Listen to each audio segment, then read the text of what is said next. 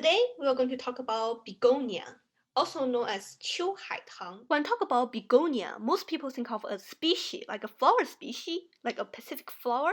But actually, begonia is a genus of perennial flowering plant in the family of Begoniaceae. Again, my pronunciation isn't the best, so please check Google. Many begonias will grow and flower year-round except for tuberous begonias, which usually have a dormant period, and during this dormant period, the tubers can store in a cool or dry places.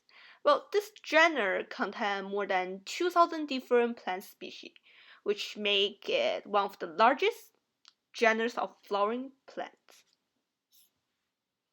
Taxonomy, also known as Who Named It. The general name begonia was coined by Charles Plumer, a French patron of botany, and adapted by Linnaeus in 1753 to honor Michael Begon, a former governor of French colony of Saint-Domingue, which is more commonly known as Haiti. Many people talk about plants have sex, and this plant is monoecious, also known in Mandarin 雌雄同株, which means the male and female flowers occur separately on the same plant. The male contains numerous stamens, and the female has a large inferior ovary and 2 to 4 branches of twist stigmas. In most species, the fruit is a wine capsule containing numerous minute seeds, although vector fruit are also known. The leaves, which are often large and variously marked on the winged, are usually asymmetric, like unequal size. So now, habitat. Where could we find the plant?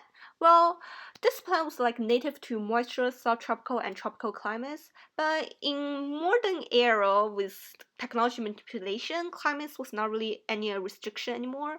This plant could be found in South and Central America, Africa, and Southern Asia.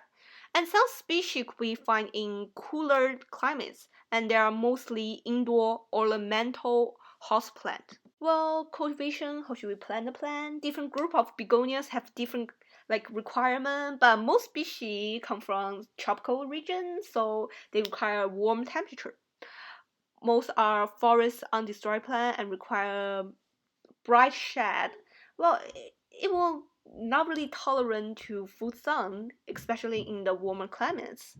In general, begonias require well-drained growing media, meaning nearly not really constant wet, but not really dry out, so moderate precipitation. I come across begonia today when I was planting my garden outside. I was like, every year we plant a flower. Maybe we should know what we are planting. And then the begonia we are using was a superflorens group, or also known as wax begonia, which are frequently grown as bedding plants outdoor.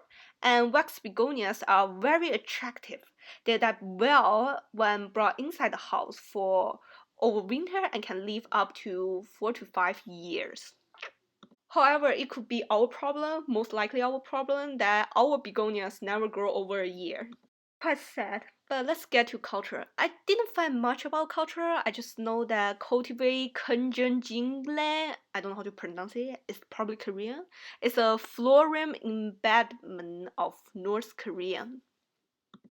And in some area, I found people actually eat begonia. It have a sour to the taste. And it's quite interesting that I found it's edible. I always thought it was an ornament. And I Googled it more. It suggests that it was safe in small amount, but potentially toxic in large amount. Consider that there was a prevalence of oxalic acid in its tissue. Works cited? The end. Thanks for watching.